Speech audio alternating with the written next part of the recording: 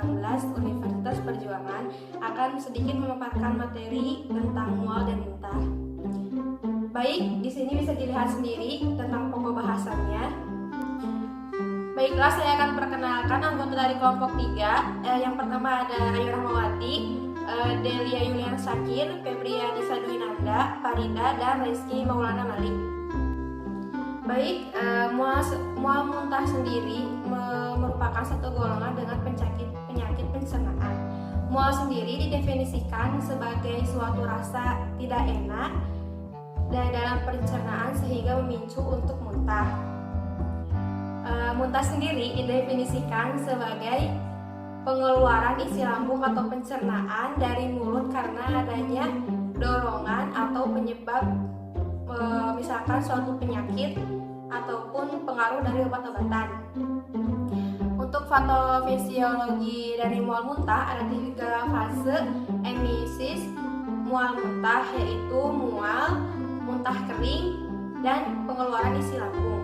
Untuk mual sendiri merupakan rasa ingin keluar tetapi belum keluar. Nah, sedangkan untuk muntah kering merupakan otot-otot di dalam pencernaan sudah berkontraksi, namun isi lambung tidak dapat keluar. Nah, untuk pengeluaran isi lambung sudah jelas bahwa itu adalah proses muntah atau pengeluaran suatu misalkan makanan atau apapun yang ada di dalam lambung keluar, ya gitu. Etiologi. Berikut ini ada beberapa faktor yang menyebabkan mual dan muntah. Di antaranya mekanisme GI, penyakit kardiovaskuler, proses neurologis, gangguan metabolisme, penyakit psikiatri, induksi terapi, penghentian obat, dan bisa pasca melahirkan.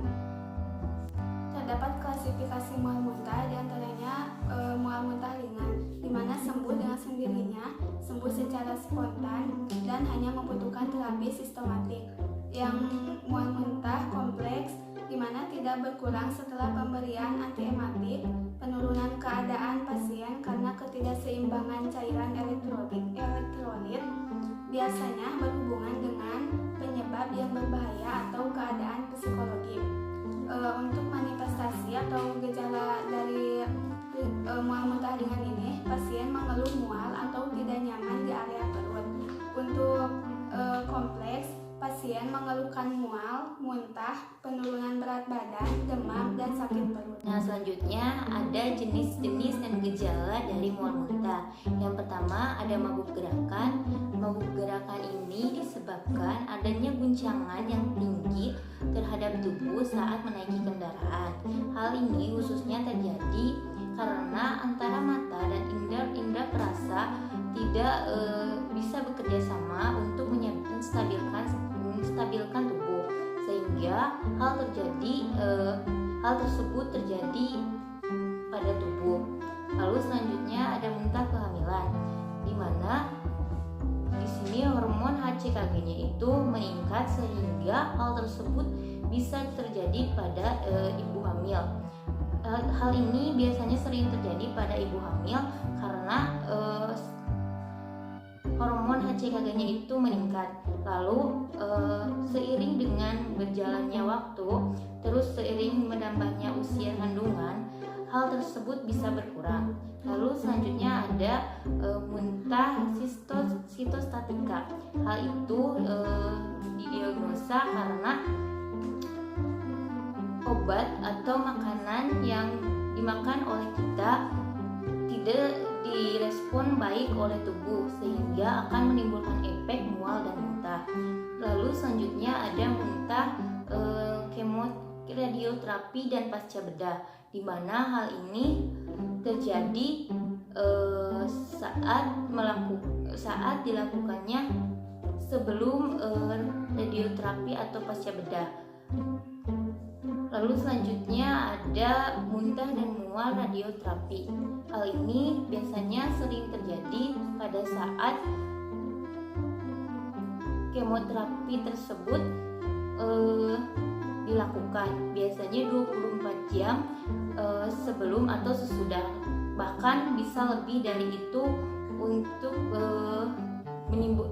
menimbulkan efek mual dan muntah tersebut. Selanjutnya ada terapi non farmakologi. Yang pertama ada gejala ringan yang biasanya itu terjadi karena asupan makanan dan minuman yang kita makan, sehingga hal tersebut makanan dan minuman yang kita makan harus diperhatikan. Lalu selanjutnya ada gejala sistematik. Hal tersebut terjadi apabila seiring dengan kondisi tubuh kita, bagaimana support tubuh kita untuk membaik sehingga tidak terjadi mual muntah tersebut. Lalu selanjutnya mabuk gerakan, yaitu terjadi terapi non farmakologinya itu antara indera mata dan indera perasa itu stabil keadaannya, sehingga hal tersebut bisa dihindari antara mual dan muntah. Selanjutnya, mual muntah yang disebabkan oleh kondisi psikologis dapat diberikan terapi berupa intervensi psikologinya. Selanjutnya akan dijelaskan tentang terapi farmakologi mual dan muntah. Mual dan muntah ini biasanya disebabkan oleh faktor-faktor lain, misalnya oleh motion sickness atau juga kenaikan asam lambung. Nah, untuk mengobati mual dan muntah ini, terlebih dahulu kita obati penyakit yang memicunya atau faktor yang memicunya. Begitu. Berikut ini adalah beberapa obat yang dapat meredakan mual dan muntah. Yang pertama ada antasida. Antasida ini bekerja dengan cara menurunkan asam lambung. Nah, ketika asam lambung itu tinggi atau naik asam lambungnya, biasanya kan merasakan mual atau mungkin muntah, meskipun muntahnya itu biasanya berupa cairan gitu. Nah, biar si mual muntahnya ini berhenti, kita obati dulu kenaikan asam lambungnya agar tidak terasa mual dan muntah. Contoh obatnya juga antasida. Yang kedua ada antihistamin antikolinergik. Antihistamin bekerja dengan cara menghambat reseptor H1. Yang kedua yang selanjutnya antikolinergik bekerja di saraf pusat dan saluran pencernaan, menurunkan motilitas dan sekresi gastrointestinal. Jadi menurunkan, ada kalau mau mual atau muntah pasti ada otot-otot organ yang berkontraksi. Nah, oleh si antikolinergik ini, otot yang berkontraksi itu diturunkan motilitasnya sehingga dapat meredakan mual dan muntah. Contoh obat golongan ini adalah diphenhidrina dan diphenhidramin. Yang selanjutnya ada golongan benzodiazepin.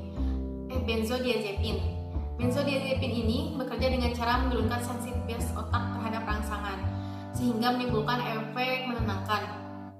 Nah, kan muntah itu dipicu oleh sentejet ya, si pusat muntah. Nah, oleh obat ini, oleh benzodiazepin ini, si sensitivitas otak untuk menerima rangsangannya itu diturunkan sehingga ketika sentejetnya terangsang, tidak akan merasakan keinginan untuk mual atau muntah. Contoh obat golongan ini adalah alprazolam dan lorazepam. Selanjutnya ada golongan butyropenon. Butyropenon ini bekerja di saraf pusat dengan menghambat dopamin. Kalau dopaminnya udah dihambat, tubuh itu bisa menjadi tenang. Contoh dari obat ini adalah haloperidol dan droperidol. Selanjutnya ada golongan cannabinoid. Cannabinoid ini adalah zat aktif dari tanaman ganja. Cannabinoid ini bekerja pada reseptor CB1 di sistem saraf pusat. Nah, reseptor ini juga terkoneksi dengan jaringan perifer organ pencernaan. Contoh obat dari cannabinoid ini adalah dronabinol dan nabilon. Yang selanjutnya ada golongan kortikosteroid. Golongan kortikosteroid ini bekerja dengan mematikan zat yang bisa melepaskan senyawa-senyawa yang menjadi pemicu peradangan. Contoh obatnya dexamethasone. Yang selanjutnya ada golongan 5 hidroksitriptamin, 3 reseptor antagonis. Golongan obat ini bekerja dengan menghambat reseptor serotonin pada sistem saraf serebral dan saluran pencernaan. Contoh obatnya adalah ondansetron. Ondansetron ini banyak digunakan untuk mual dan muntah pasca operasi.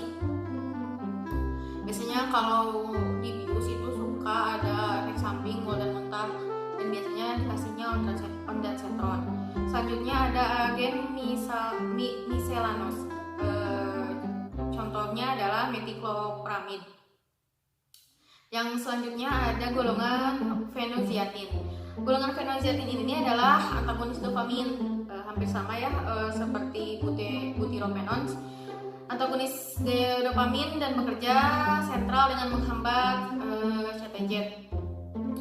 Kalau tadi si butyropenone itu menghambat dopaminnya aja, kalau ini bekerjanya itu dengan menghambat dopamin dan menghambat CTZ.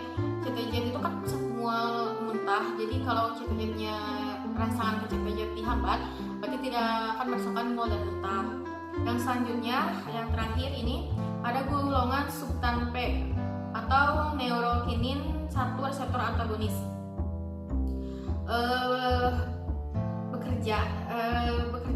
Obat ini bagian dari regimen obat mual muntah untuk kemoterapi berbasis gliptatin dosis tinggi. Jadi substan P ini adalah obat-obatan yang sering digunakan untuk mual muntah pasca kemoterapi. Kan biasanya kalau kemoterapi itu efek sampingnya pasti ada, nggak pasti sih, kebanyakan gitu ada efek menyebabkan mual dan muntah pada pasien. Nah, untuk meredakannya biasanya dibutuhkan obat mual muntah yang agak kuat gitu. Yang digunakan yaitu adalah golongan substan P. Untuk contoh kasus, di sini kami mengambil kasus seorang anak berusia 8 tahun yang mengalami sakit perut, mual, muntah, tidak nafsu makan sejak kemarin, dan pasien mengalami demam dengan suhu 38,7 derajat Celcius. Di sini ibunya hanya memberikan paracetamol untuk anti demamnya saja. Nah, menurut pengakuan si pasien, ia memberi makanan di warung yang kurang bersih. Untuk asesmennya di sini, yang pertama, pasien hanya diberikan paracetamol untuk menurunkan demamnya saja. Yang kedua, pasien makan di tempat yang tidak higienis sehingga menimbulkan sakit perut, mual, dan muntah. Untuk perencanaannya, di sini yang pertama, menurut gejala yang dialami oleh pasien tersebut, mengalami penyakit hepatitis A. Nah, apa itu penyakit hepatitis A? Yang pertama adalah penyakit yang disebabkan oleh di radang hati atau liver. Adapun yang disebabkan oleh obat-obatan tertentu, minum-minuman alkohol, dan juga ada yang disebabkan oleh virus. Nah, bila disebabkan oleh virus dapat menular ke pasien yang lain. Yang pertama, disarankan selama keadaan sakit, pasien diberikan obat yang dapat mengurangi atau mengobati gejala yang ditimbulkan terlebih dahulu serta membangun sistem antibodi yang kuat. Nah, dilanjutkan ke vaksinasi sehingga dapat meningkatkan proteksi antibodi. Untuk pilihan terapinya, yang pertama terapi farmakologi, bisa diberikan ibuprofen 3-4 kali sehari sesudah makan. Alasannya untuk mengurangi gejala nyeri dan demamnya. Bisa yang selanjutnya metoclopramid 2-1 sendok teh, aturan pakainya 3 kali sehari sesudah makan. Nah, alasannya untuk mengurangi gejala mual dan muntah. Yang selanjutnya ada kurkuma plus imun sirup, aturan pakainya 2 kali sehari sesudah makan. Nah, alasannya untuk sebagai imunomodulator. Yang terakhir bisa diberikan vaksin. Nah, vaksin ini memiliki jangka waktu interval 6-12 bulan dari pemberian pertama. Alasannya untuk imunomodulator yang melawan infeksi yang disebabkan oleh virus hepatitis A. Adapun terapi non farmakologi, yang pertama pasien harus lebih sering mencuci tangan dan dianjurkan untuk membawa bekal dari rumah yang higienis. Demikian materi mual dan muntah yang dapat kelompok kami sampaikan. Terima kasih atas perhatiannya. Sampai jumpa di materi selanjutnya.